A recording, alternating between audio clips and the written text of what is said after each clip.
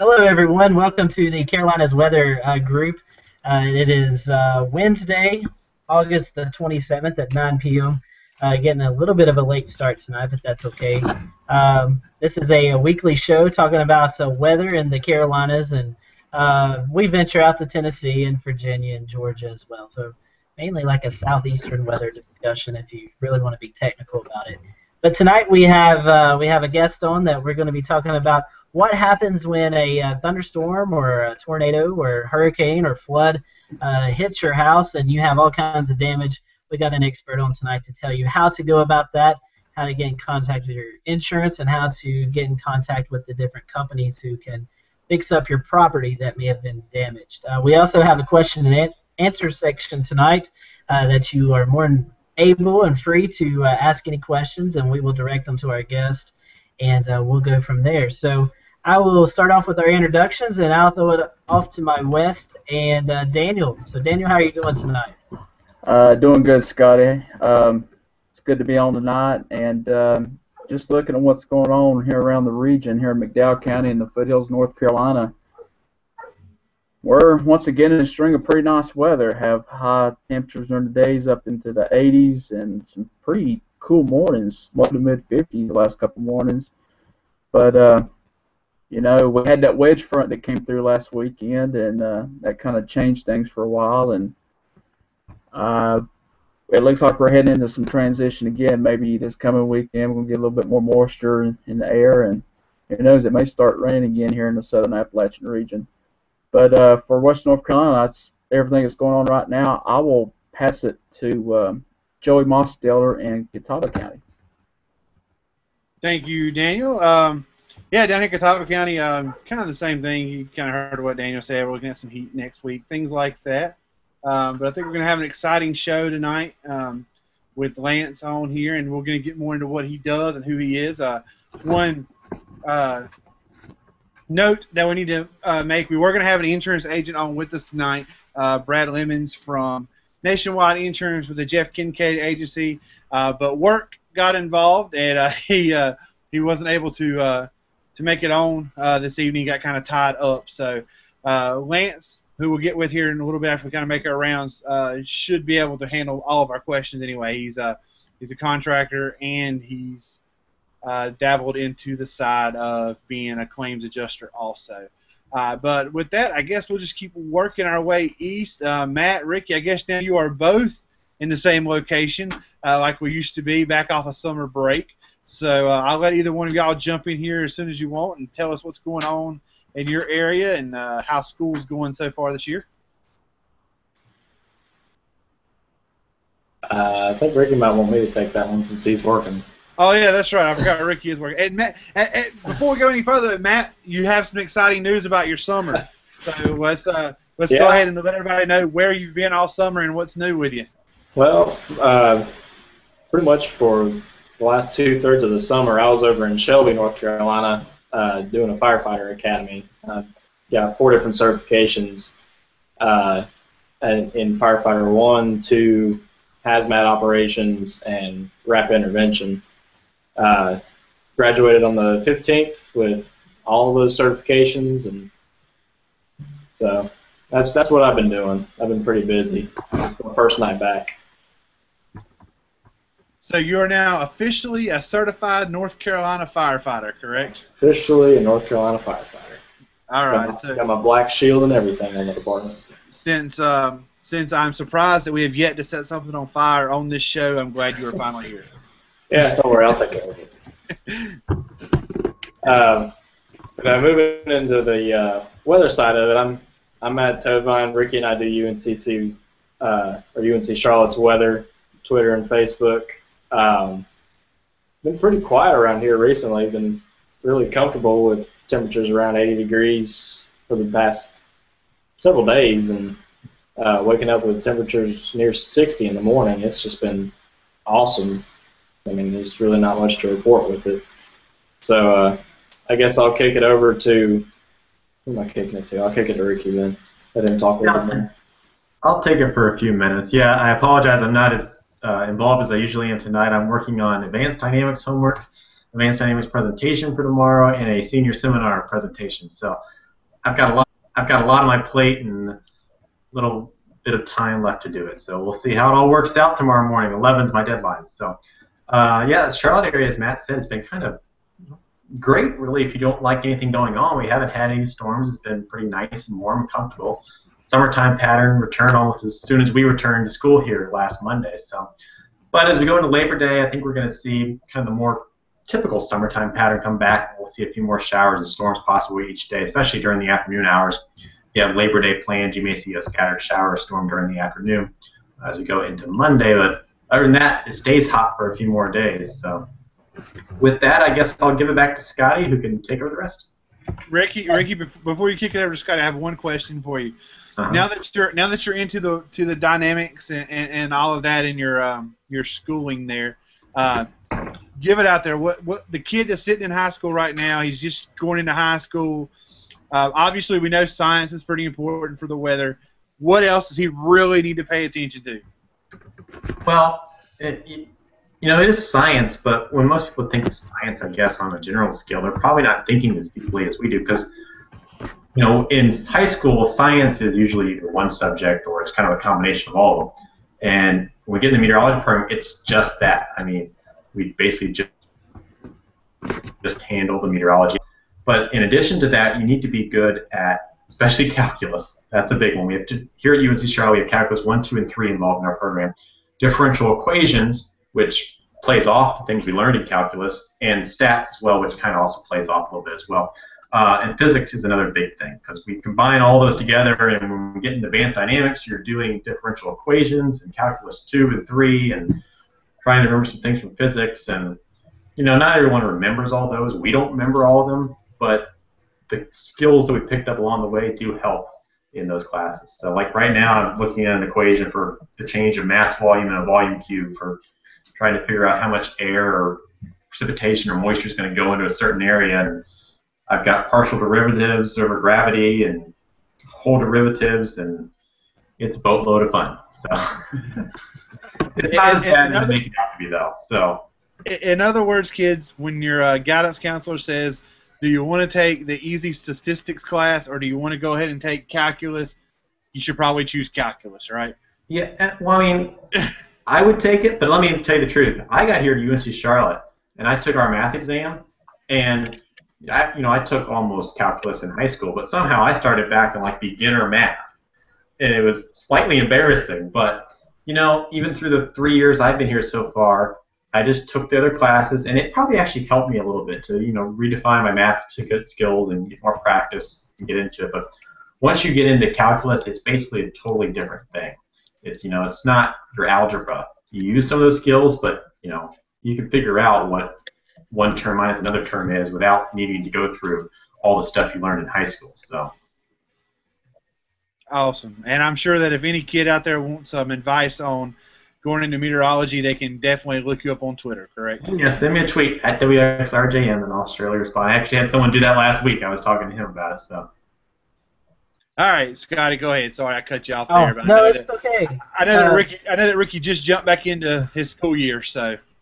No problems at all. I kind of reviewing a little bit of the weather world this week. We had some snow out in Missoula, Montana. Earlier this week, we've had Hurricane Cristobal off the coast of North Carolina, between North Carolina and Bermuda.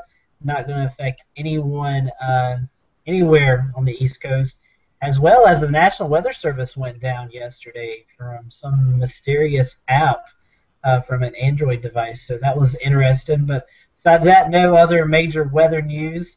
And as the guys alluded to, we may be seeing a late season heat wave or mini heat wave come into the area next week with temperatures in the low to mid 90s. So that's kind of a wrap on this boring weather week here in North Carolina.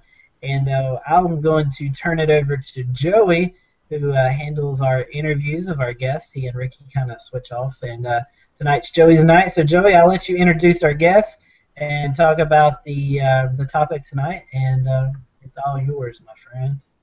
All right, thank you, Scotty. And Ricky, this is your last year, correct? This is it?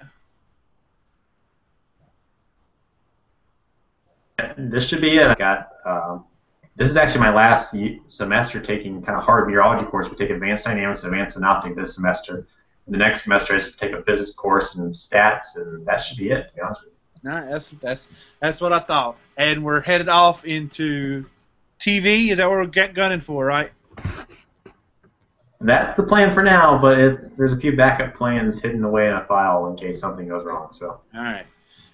Just another. We've said it before, but just to make a note, if anybody wants to jump on YouTube, there are some video of Ricky practicing his weather presentations, and he enjoys criticism or constructive criticisms.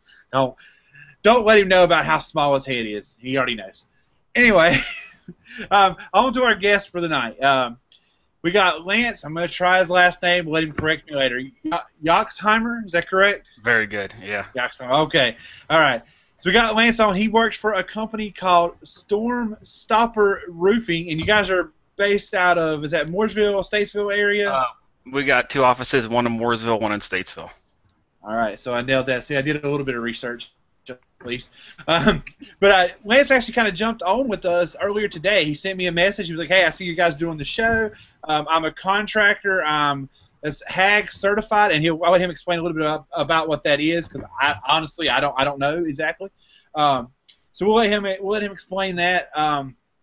He sent me a message this morning and said, hey, I'd love to come on your show sometime and talk about it. And he had messaged me literally 10 minutes after I got word from Brad that work had took over, and he was going to have an obligation this evening and not be able to make it onto the show.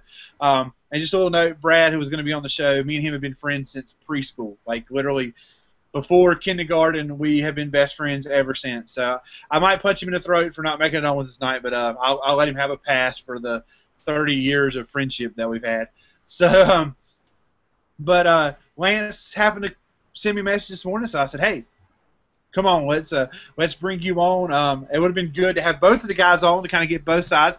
But luckily, like Lance said, he has done a lot of work with adjusters. He's actually been to school for adjusting, but he took the contracting side of the market, I guess you could say, and he went that way. So I guess first let's start off, Lance. Why don't you tell us who you are, tell us a little bit about you, tell us a little bit about your company, maybe how your company got started, their focus.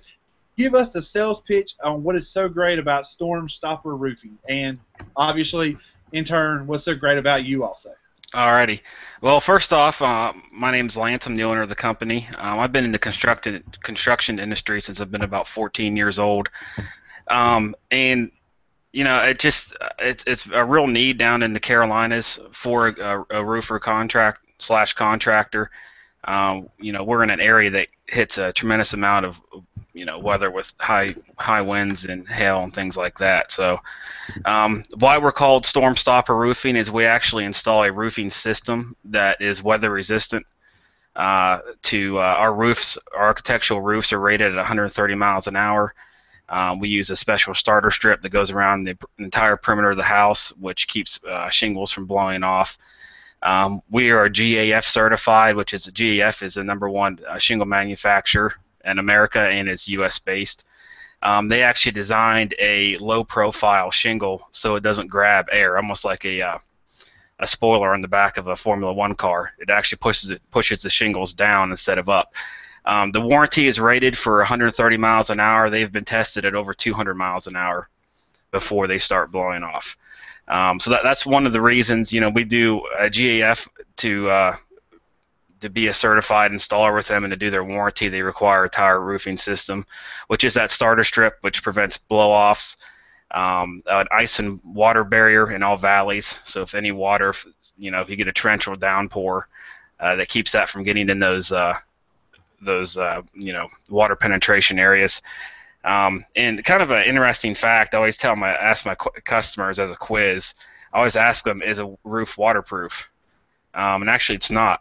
A roof is water shedding. So if you put a roof upside down and try to float it like a boat, it will sink. So the whole design of the system is to shed the water off, and as many layers you can keep underneath those shingles in case water starts backing up, prevents damage, and that's why we got the name Storm Stopper Roofing. Awesome. Well, all right. So you guys focus on your roofing system.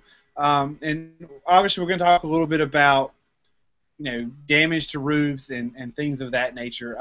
Before we go any further, first off, and we'll do this again at the end of the show to let everybody have it again, but in case we have some viewers that chime in now and don't get in later, I want you to make sure you go ahead and let us know how to get a hold of you.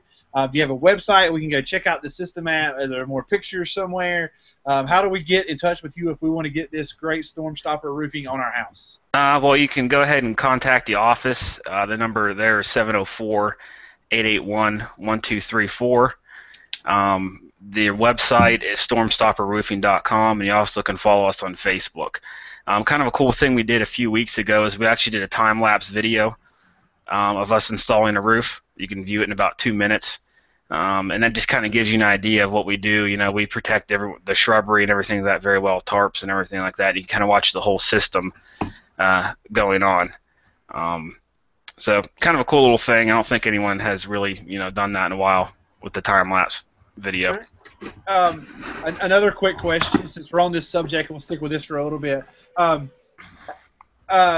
Is there anybody else with a similar system? I mean, I know I always tell people, your options in any kind of business is to be the cheapest or the best.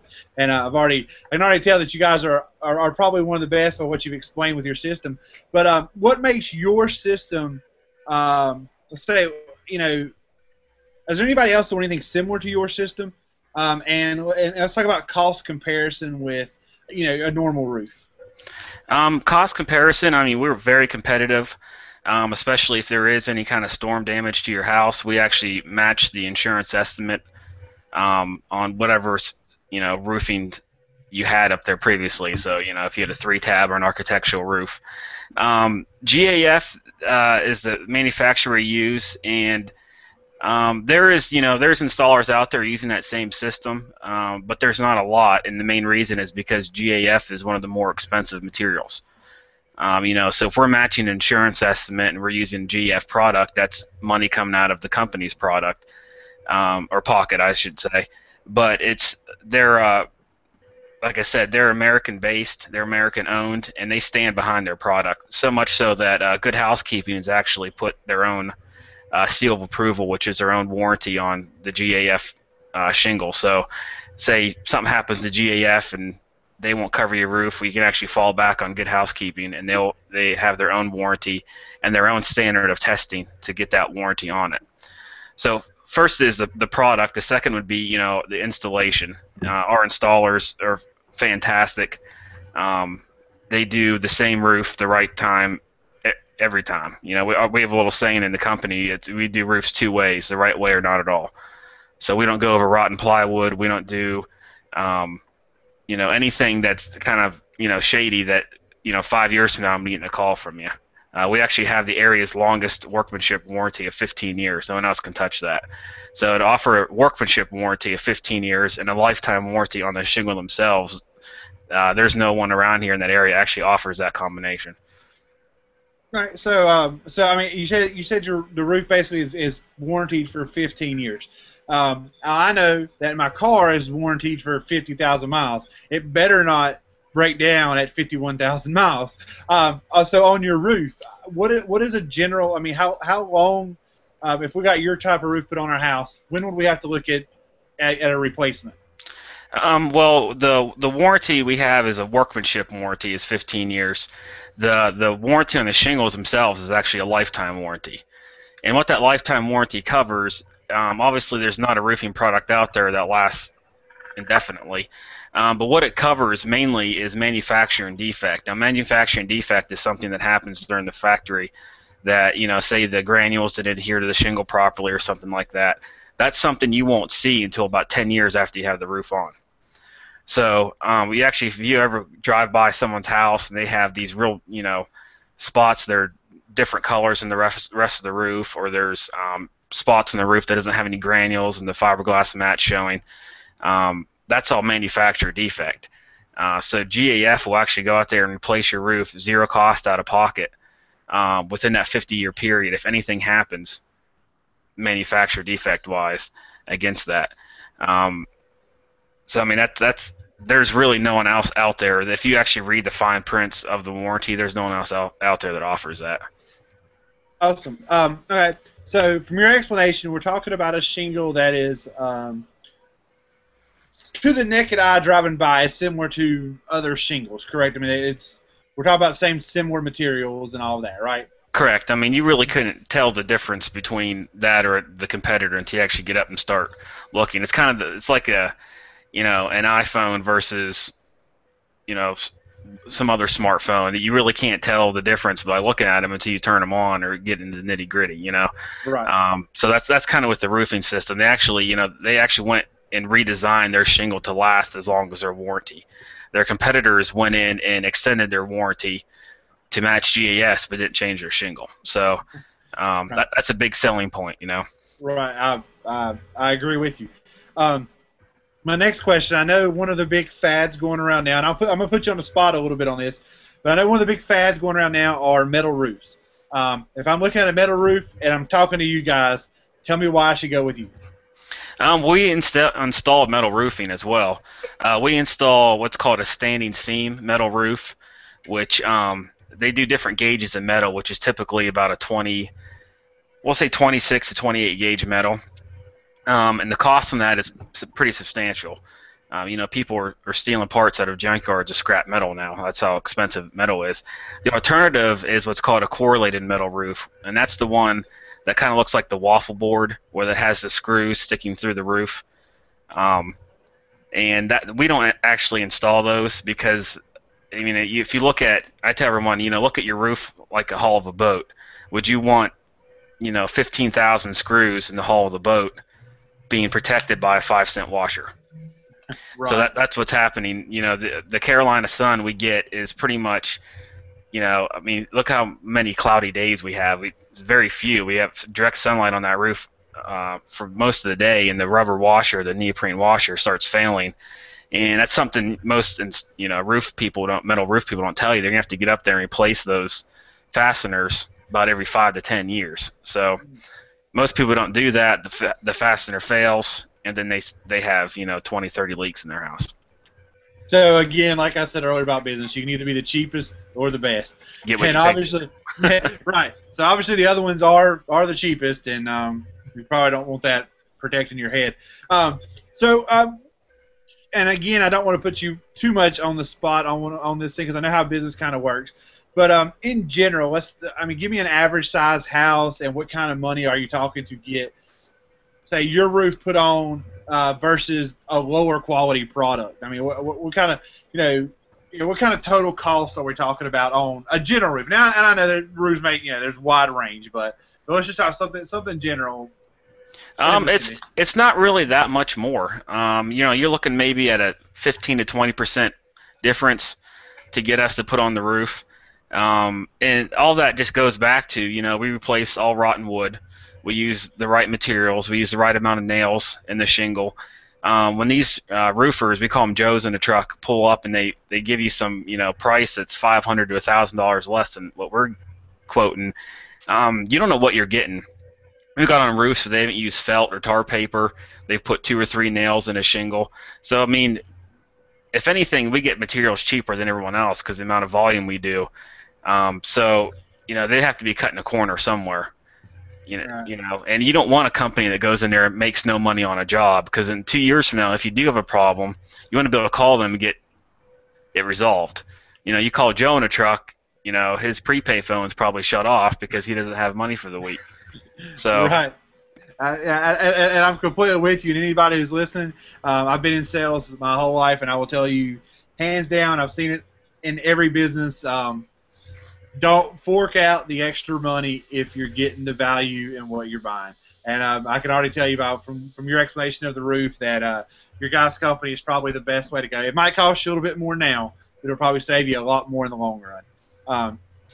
So to kind of transition from that, let's kind of discuss. Let's say I have some damage on my roof, and I know this is a common thing. A lot of times a storm will blow through, and you don't even realize you have damage until maybe one of those Joe in a truck guys pulls up to your house and says, "Hey, you have damage up there, and it needs to get fixed." And we all know that there's some scams out there and some schemes where that might not be true, but I know that does happen to a lot of people. Let's talk about, first off, what are some things that I can look at after a storm passes, not being an expert, not being a guy who, I mean, look, I don't think I'm not sure a roof could hold my weight, so I'm not getting up there, and I'm so scared of heights. It's definitely not going to happen. But so let's just say, what's something I could see from the ground that says, you know what, I need to start calling somebody. What's going on here? What if I see something from down here? What should be alarm me? What are some things that I should be looking for? Well, there's two different weather events we get here in North Carolina. We get wind or hail, basically, or a combination of both. Hail is going to be a little bit more tricky to spot from the ground. There is indications. We call them it's splatter marks. So I guess best way to describe it is you take a water balloon and throw it on the side of the house. You get that kind of streaky motion. And you can see that if you have siding that's got a little bit dirty or something like that, you can see where that hail has knocked that, almost cleaned your siding where it's hit. Also, if you got a lot of tree debris, leaves and stuff like that on the ground, is an indication you got hit by hail. A lot of these storms hit at night too, so you might be sleep right through it. You can even look out if you have long scrapes on your screens and stuff like that. That's all indication that you have hail. But really, it's something you have to really get up on the roof and look at to see if you have hail damage. It's something you really have to get up there and touch and feel to see if it has damaged your shingle. Wind is a little bit easier. Wind, you can see if you drive by someone's house, the black tabs that are missing, or you can actually find. I had one lady, we were doing her house, and her neighbor came over and asked me to throw away a garbage bag full of shingles. And I asked her, well, where these come from? She goes, oh, they blew off my house. So some people, they don't tie that into saying, hey, this is damage in my property when these shingles are blowing off. So if the wind damage, if you can look at your roof, it's a lot easier to see. You'll see shingles basically missing off the roof or very dark lines over the top of the shingle. That's indicating that wind has lifted that shingle up and reset it. So that's a lot easier to see. But the easiest way really is to get up there and just take a look at it. All right, so basically from what I'm gathering, okay, wind damage is easily to see. Now, I understand that. If your shingles are blowing off, you're missing, let's say a hailstorm passed by. That's not something I could see. If it was, I don't know, some of the, we're talking about nickel-sized hail, quarter-sized hail. At what size of hail should I say, I need to call somebody to make sure my roof is okay? Well, the NWS, or the National Weather Association, they say that anything above an inch is what could damage a structurally sound roof. So that's a roof that might have 5 years under it, not something that's 20-year-old or 30-year-old roof. Once you get a roof that old, it becomes more brittle and therefore more susceptible to hail.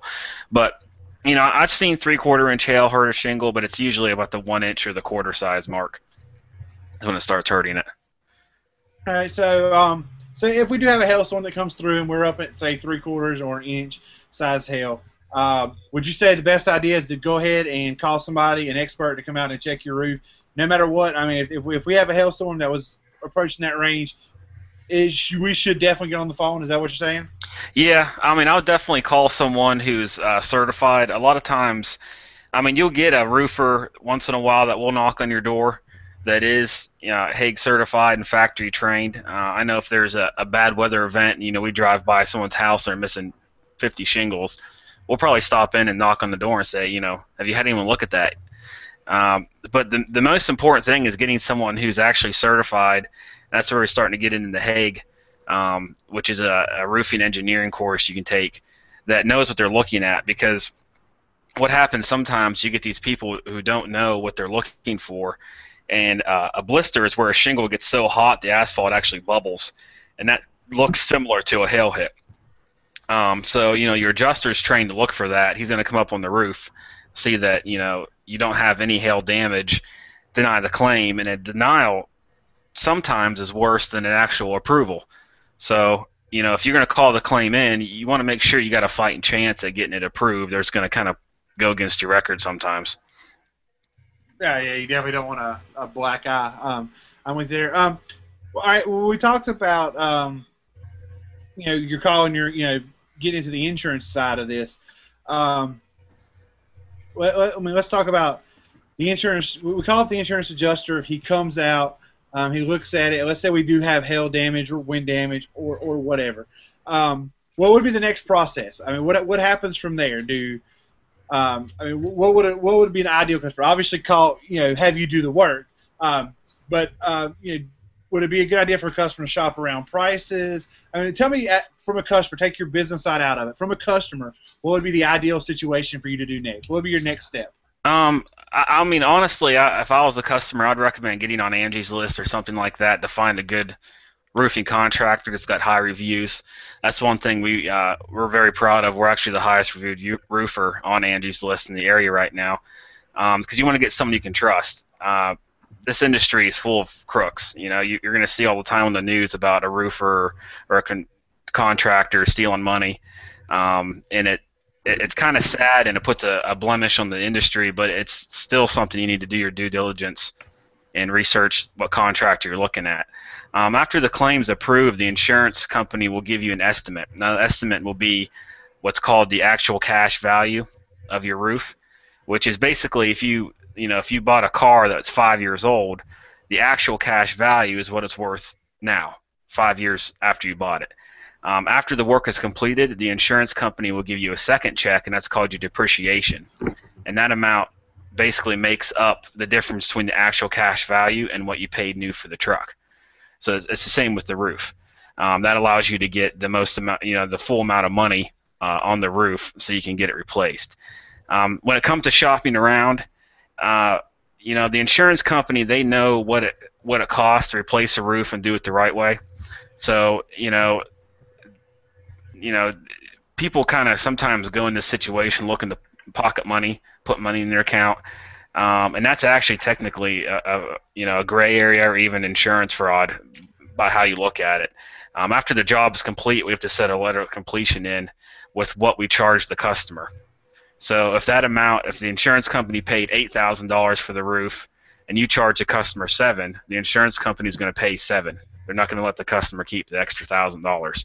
So there's no really benefit of shopping around and finding a cheaper person. You might as well take the full amount of what the insurance gave you and find the best contractor you can get. All right. Well, we talked about roofing. I know you guys, roofing is your main focus. But hopefully you said you were in construction, so I'm hoping you can answer some other questions. I have a lot of people ask questions about flooding. What does flood insurance cover? What kind of losing my train of thought there, but I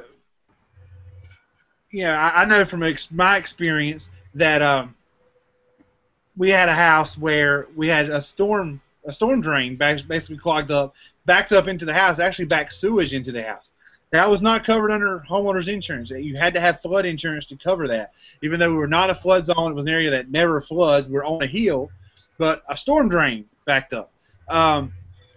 Maybe talk to us about a little bit towards that side of things. What kind of coverage does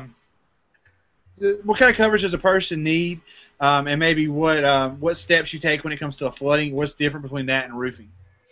I'm not by no means an expert on this situation right here, but what I always recommend to everybody is, even when it comes to your roof or whatever you're doing, is call your insurance company and ask them. They're the authority on situations like that, and they can direct you in the best way. I know if you're not in a flood zone, flood insurance is relatively inexpensive. And if you're in a flood area, obviously it increases dramatically. But on things like that, even people ask me about their roof. Was this going to raise my premium? Is this going to do this? We're not the insurance company. The only ones that can answer you that and give you a good firm answer is your insurance company. A lot of times consumers forget that they work for you. You don't work for them. You send them a check every month. So if you find someone that you don't like or is not giving you the answers you want, there's a lot of people out there that want to take your business every month. Yeah, I can definitely attest to that. And all right, yes. I got a question, kind of offbeat. I knew Lance was talking about wind and hail. But let's reverse or flip that into the wintertime. What do you see with heavy snow events? Those can actually be an issue. We're actually below the freeze line. And what that is basically where code kind of steps in and dictates what you need to do to prevent ice backup on your house. We put ice and water shield in valleys and everything like that to prevent that, because that's where water will freeze and refreeze in that valley and start entering the house. But that's not building code to do that. That's just something we do. It's as a contingency plan. But down here they'll build these houses without really that in mind, because the weather's usually so warm. So I think we just actually replaced an entire roof because of this past winter we've had, that ice kept melting and thawing and freezing, and that just kind of starts walking its way inside the house. And they had tremendous amount of wood rot, and they said water's just pouring in every direction around their house, and that's because the houses down here aren't really built for that kind of weather event. Lance, when you mentioned that you do that, the work that you do and the quality work that you do, are you saying that your work would be maybe up to code in a house that you'd see in a state further north? Yeah. I mean, building code's different, obviously, from county to county, but it's just little things like that. Even using a starter strip that helps, blow off. It helps against, wind blow off. That even helps keeping the water and ice getting down into the gutter and not backing into the house. But like I said, I'm from up north, and where we get snow. But what's nice up north is typically when it gets cold, it stays cold. It's the thawing and refreezing, thawing, and refreezing is where you start really getting some issues, and that's what we've been having here lately, the last couple of years here. So I think it's going to be an issue, and it's something that people need to address when they're putting the roof on. It's not a coat of paint. They can't go back and do this later.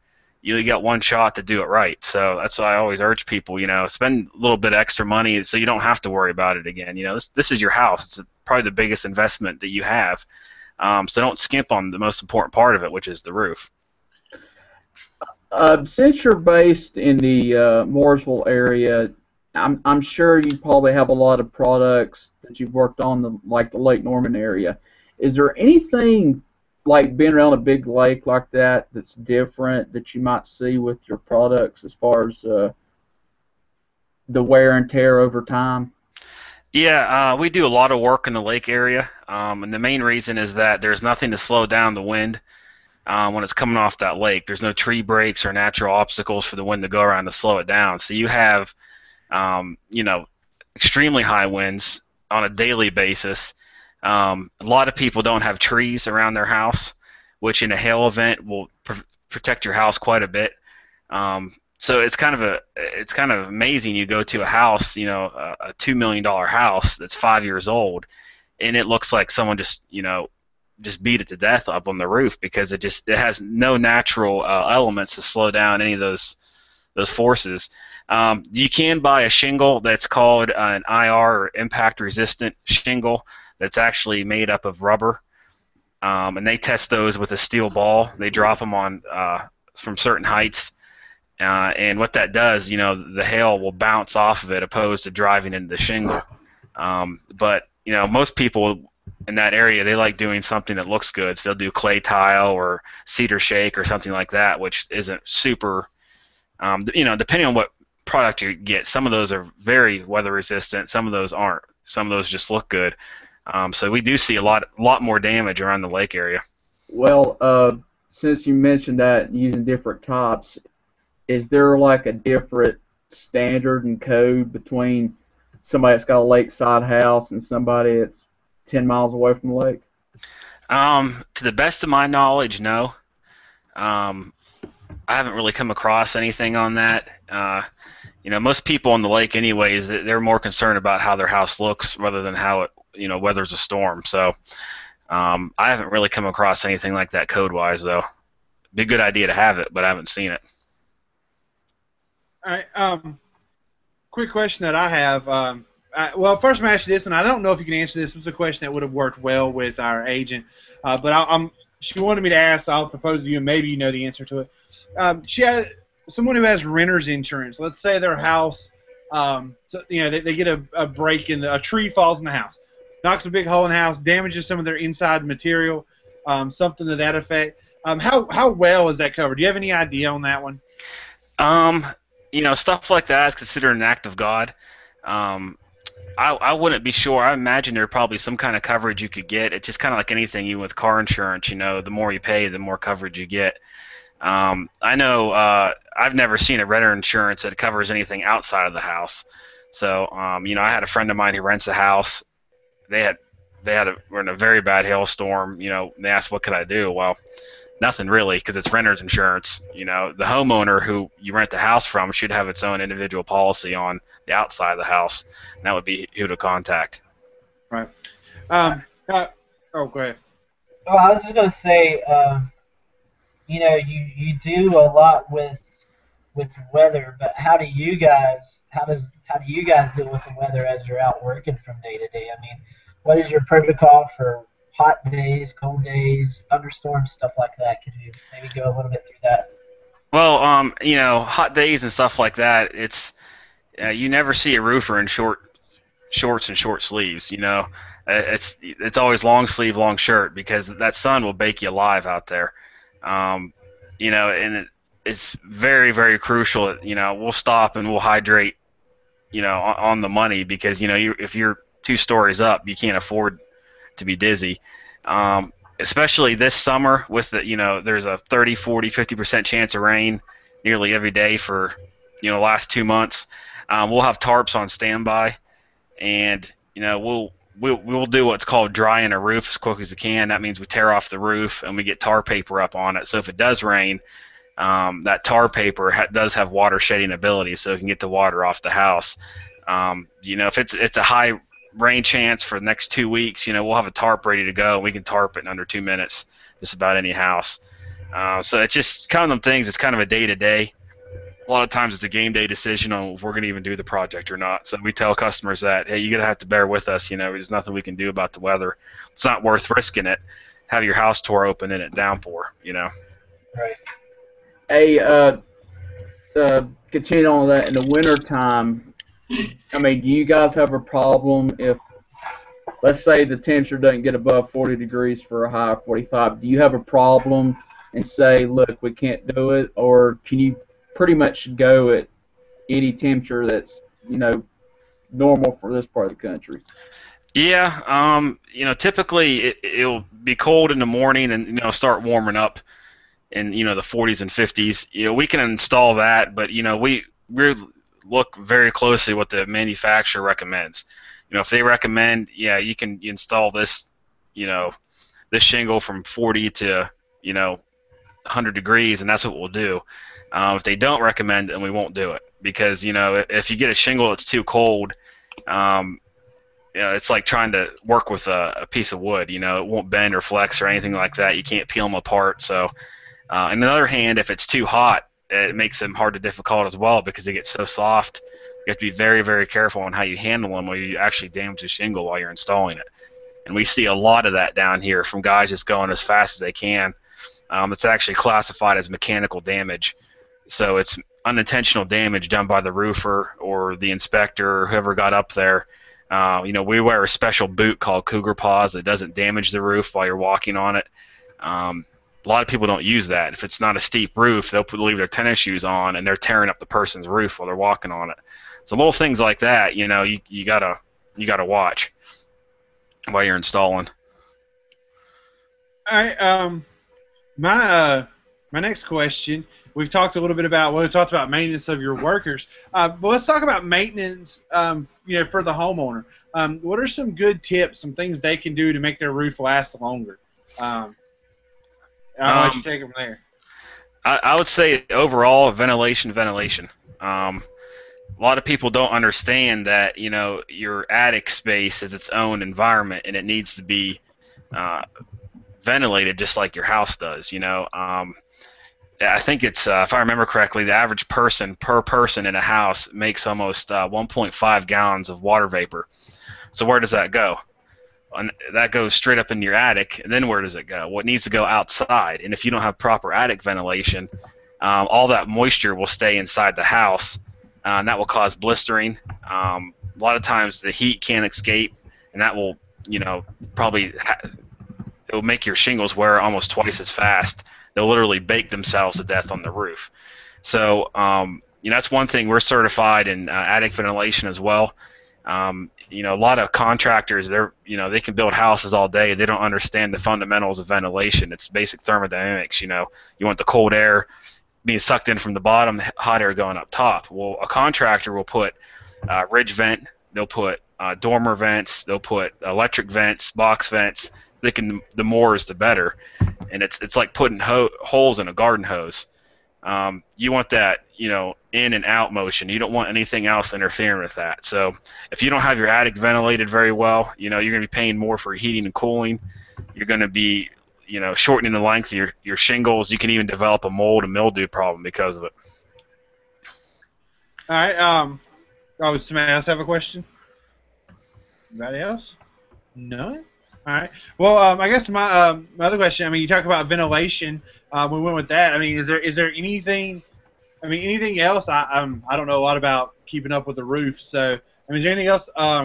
Obviously the ventilation when you put on the roof. But let's say, just day to day, what can I do to make sure that my roof is as well, is going to last as long as possible? That's the important thing with the right ventilation. We put in ridge vent primarily. I'd say 99% of the time because it's a no maintenance system. It works off of thermodynamics. You don't have to maintain it. Really, there's nothing. Once the roof is installed, there's not a whole lot you can do to make the service life last longer once you get it installed correctly. One thing I do recommend is we offer a roofing tune-up. It's only about $30, and we'll get up there. I recommend it about every 5 years, and you'll have nails that sometimes will need recaulking. You need some recaulking around the chimney, little things like that. We'll do an inspection, make sure you're not missing any shingles. But it's basic stuff. But you don't want to wait till it starts leaking to realize you have an issue. Right, and that was actually gonna be my next question. You kind of answered that. Let's say a storm comes by and it blows 2 shingles off of my house. Do I need to get a whole roof replaced? Can we go in and we can patch a spot? We can fix small things like that. It depends on how old the roof is. There's a lot of companies out there who do what's called a brittleness test, which really isn't anything developed by Hague, which is kind of the word in roofing inspection and repair. But if a roof is too old, you can't. It's kind of a domino effect. If you replace one row of shingles, you'll damage the row on top of it. So you'll just have to keep going up and up and up until you hit the top of the roof. So typically, if it's a 1 or 2 shingles, you can repair it. But there's even you can have 1 or 2 missing shingles and 50 wind crease shingles that the wind has lifted up and they've sat back down. And it's kind of like if you take a piece of metal and bend it back and forth a few times, it will start getting those stress fractures in it, and then the third time it will blow off, and then you'll have 40% of your roof missing. So anytime you have any kind of missing shingles, I definitely recommend getting someone up there to take a look at it, because the chances of you having just one missing shingle is kind of low. Usually you have more than that. Right. We didn't mention this, so I want to mention it because it does happen from time to time in our area, and then we do have viewers from other parts of the country that watch our show. But let's take a tornado, and obviously, I know and you know that there's some things that a roof's just not going to withstand. But are there any things that you guys do, to say? Because I do know that in a lot of tornadoes, the one thing that happens a lot of times, the roof, gets lifted completely off the structure. We've seen those come off completely, the whole piece at one time. Is there anything that you guys do to anchor those better? Is there anything? I know that code differs from place to place. Is there any codes? Just talk about what you're supposed to do here. Are there things that you guys do to take that extra step in this area? Let's just talk about how those are anchored, how a roof is anchored to a house. There's nothing, to my knowledge, code. That would be something that you would have to get done while you're getting the house built.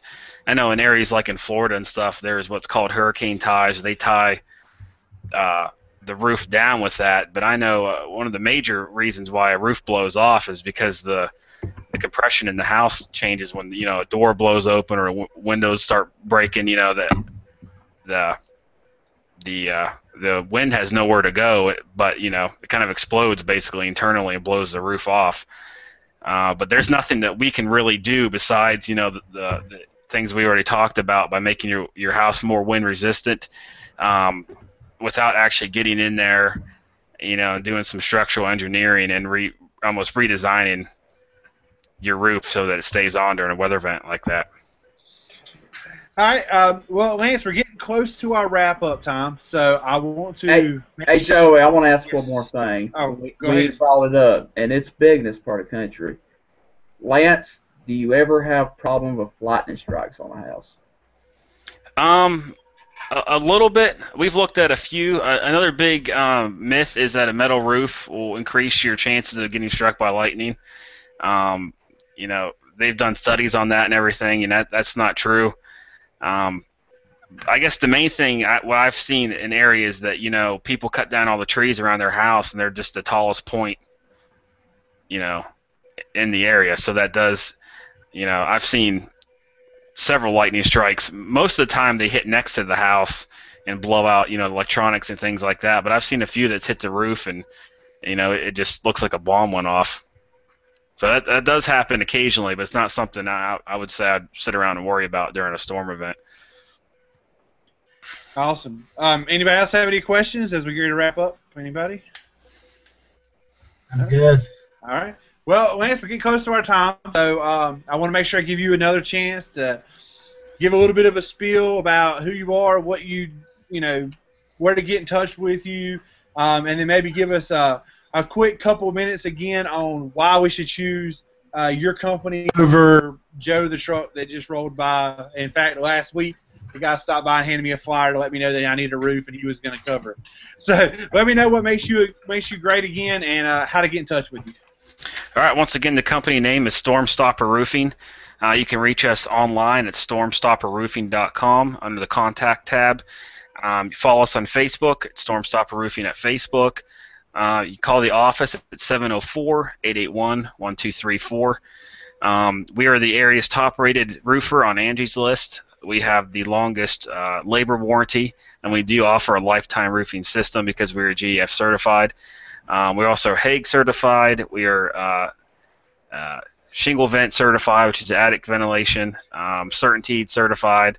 So we're accredited on the Better Business Bureau. So we try to go above and beyond to make sure that we're a legit company. I guess the end. I'd probably say, no matter who you use, obviously I love you to use us as a company, but the most important thing is to use someone local and that does have references.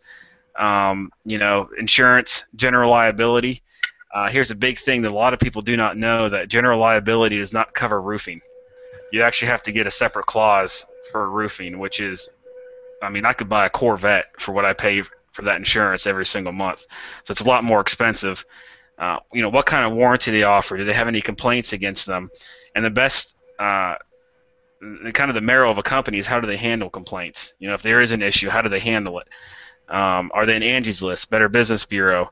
Do they have a written contract? I've seen a lot of roofing companies go off a handshake. Well, if anything goes wrong there, that's not going to hold up in court. It's going to be his word versus yours.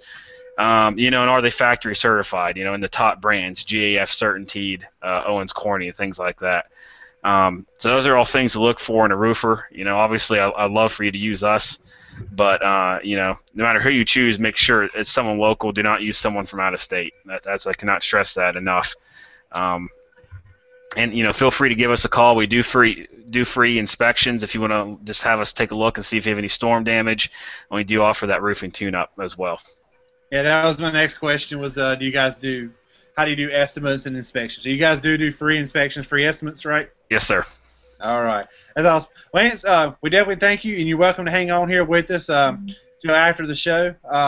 And we're gonna do a little bit of housekeeping here at the end.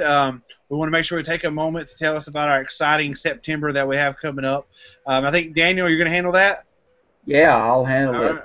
All right. Well, Daniel, go ahead and take that away. Let everybody know kind of what's going on, and I'll finish this off with a short but sweet rant for the evening. Okay. Hey, guys, I tell you what, we've had a lot of viewers that have been on our show this summer, and we really appreciate that. But starting the month of September, we're really going to kick it up a notch. There's a lot of things going on. Got a lot of history in this part of the country in the month of September. We're going to try to cover some things.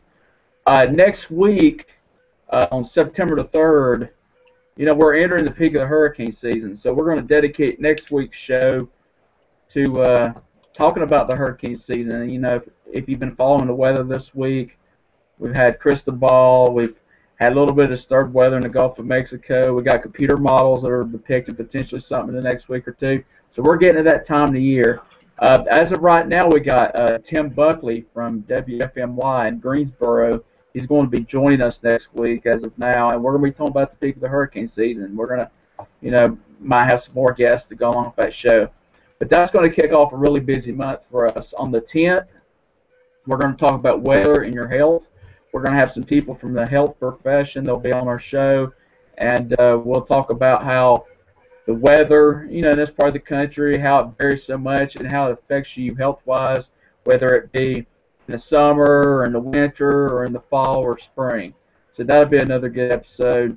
When we get to the end of September on the 24th, since we'll be technically out of summer, we'll do kind of a summer in review. And as of now, I think we got Brad Pinovich from NBC Charlotte and some others that are going to be joining us for that.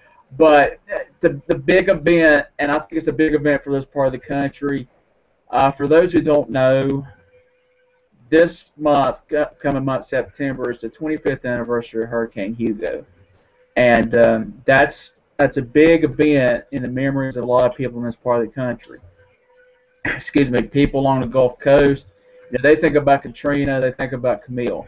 But if you talk to people in South Carolina or you talk to people in Charlotte, 200 miles away from the coast, you always talk about Hurricane Hugo. So, September 17th. That was a storm that got me into weather. That was, and for anybody my age that's into weather, that was from this area. That was probably the storm that turned them on to this thing too. So it's definitely a big deal. Yeah, it was, Joey. That was kind of the first storm in the modern era where it wasn't just a coastal issue. It was an issue all the way up into the Appalachians with all the wind and the rain and everything. September 17th, we've got a big show in store for everybody. As of right now, I've got Chief Meteorologist Rob Fowler from WCBD in Charleston, South Carolina. As of now, he's on board to be with us on that day. Rob has worked in the Charleston market, and he was there during Hugo. He was the chief meteorologist at the station there that he works at now, and we are really looking forward to having him on our show. And I'm sure he's got a lot of stories about Charleston and how it was when it happened, and how things are 25 years later, because that's really a whole generation that's passed since that time, and we're really looking forward to that. So September as a whole, we got a lot of stuff here on the Carolina Weather Group, and for all our viewers that are on every week, we appreciate you being on, and we know you guys are going to be looking forward to what we got coming up here in the next few weeks. Yeah, and just to add on to what Daniel said, we're working really hard with Eric Thomas to see if we can get him snagged away from his TV duties on WBTV to come on the show. I'm really working him hard, so I'm hoping that we can announce that he's going to be on in the next week or so. If not, we're going to do some research, and we're going to find another TV Met who was in the Piedmont section or mountainous sections of North Carolina, because I was just a baby. I don't remember it, but Joey and Daniel can attest to just how much damage was done off of the coast here in the inland parts of North Carolina. So we're going to try to find our best to find someone else to get on with Rob. And if Lance was around in Hugo, he could have made a lot of money. he could have made a fortune that Stop rubbing it in. That is definitely true. And in today's world, the way everything's blown up in the last 25 years, if we had another scenario, God forbid that happened in this part of the country, he would make a ton of money now. Yeah. Heck, you can make a ton of money here in Morganton. We've had 3 microbursts move through this summer, so. It's definitely been busy up there. Catawba County's probably been pretty dry for you weather-wise. But Scotty, why don't you kind of send it around a little bit here, and then we'll wrap this thing up. We're getting past 10 o'clock. I will, yeah. Weather-wise here, where I live at in Burke County and Caldwell County, I'll let Daniel take care of his county and Joey take care of his. But for Burke and Caldwell County, we're looking at conditions about the same as they've been the past couple of days, just getting a little bit warmer as we enter the weekend time frame. Could see a couple of scattered thunderstorms this weekend. But our attention turns to Labor Day and the couple of days after Labor Day, where we could see temperatures in the low to mid-90s, which is unprecedented for this time of the year, as our average high is starting to drop into the low 80s now for the foothill sections of North Carolina. So a good 8 to 10 degrees above normal for next week temperature-wise. And again, not looking too wet or stormy in that department either. So kind of going to be hot and dry coming up in the next week or so here in the foothills. So I'll kick it over to Daniel, and he can talk about McDowell and the mountain parts, and then I'll let him transfer it off to Matt. Well, for McDowell County, weather-wise, it's pretty similar to what's going on in Burke County right now. We're going to be staying warm. We're going to warm up even a little bit more, get a little bit more humidity over the next few days. And once we get into the weekend, we're going to start introducing some more shower and thunderstorm activity. And like you said, we might be heading into a pretty warm late summer into early fall. That's something we'll be definitely keeping an eye on. If anybody wants to ever get in contact with me, just type my name on Facebook. I don't have an actual weather professional page or anything, just on my personal page. I'm always posting some stuff about weather on there.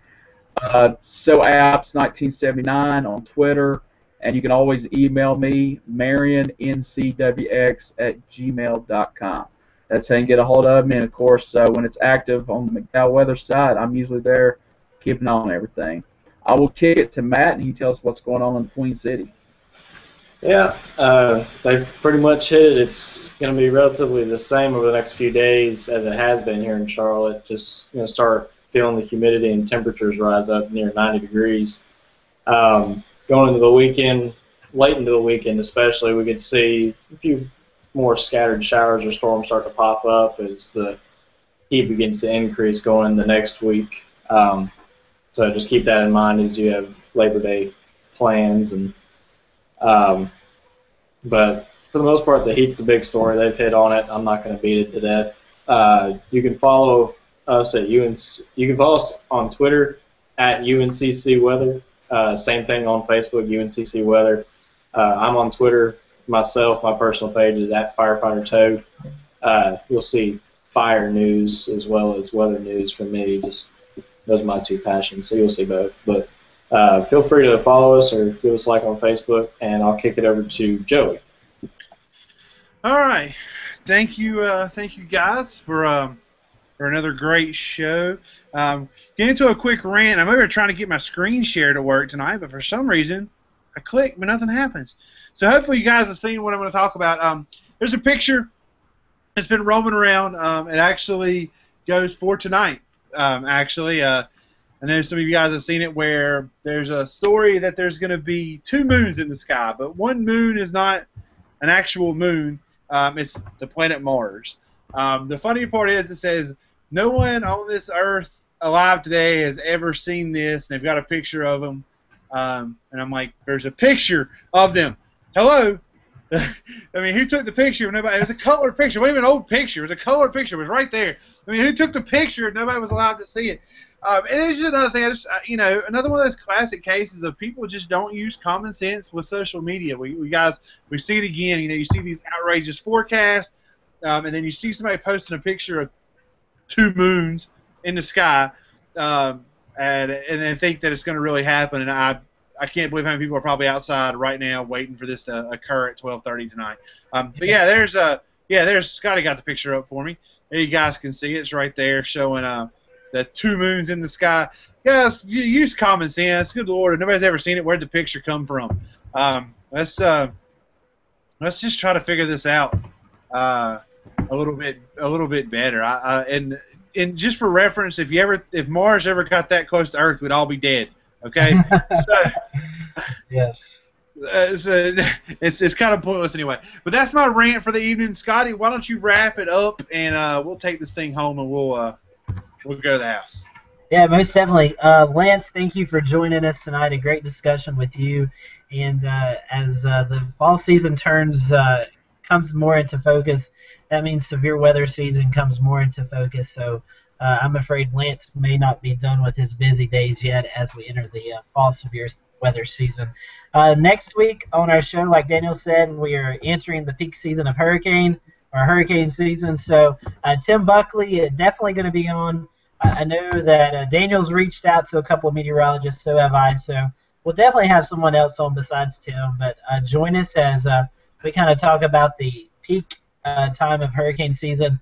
Then after that, a packed month of September with shows and guests and all that. So again, make sure you go over to our Facebook page, Carolina's Weather Group, I think is the name of it, right?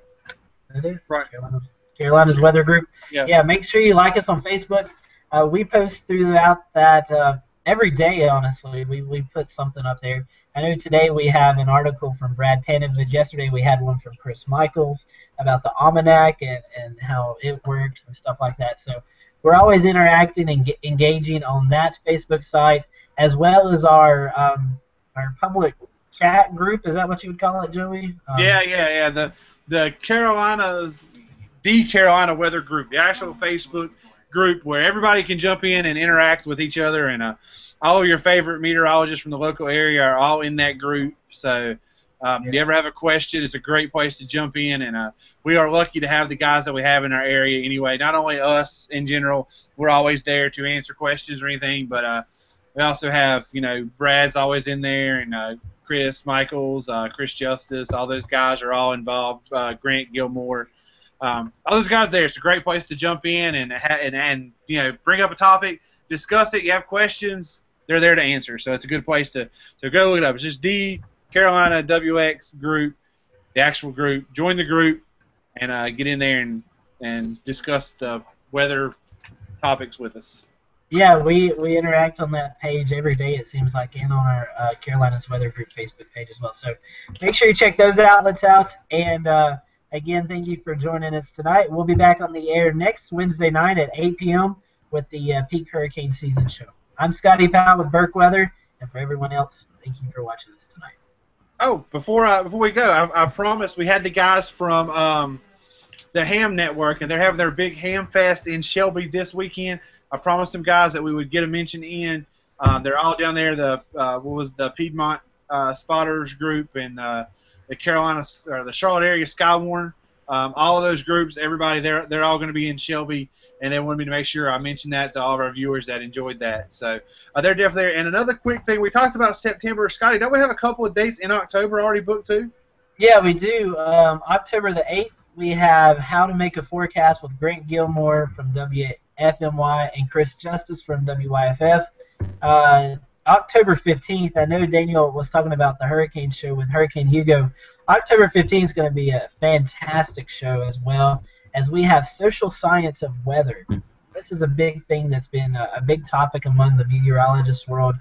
Brad Panovich, Grant Gilmore, both going to be on there, and I think Joey's going to be trying to work on Nate Johnson to get him on as well. So that's going to be an absolutely great show. And October 22nd is our weather app show. That means we have another October for a topic that you can suggest to us, and we can discuss that. So a slam-packed next couple of months for the Carolinas Weather Group. No doubt. Please bring us more topics. So, All right, Scotty, you wrapped it up a second ago. Wrap it up one more time. Tell them we're out of here, and we'll close this thing down. Yeah, thanks for watching tonight. Make sure you join us next Wednesday night at 8 p.m. for the hurricane season talk. I'm Scotty Powell, and for everyone else, thanks for watching, and we'll see you next week. Bicycle.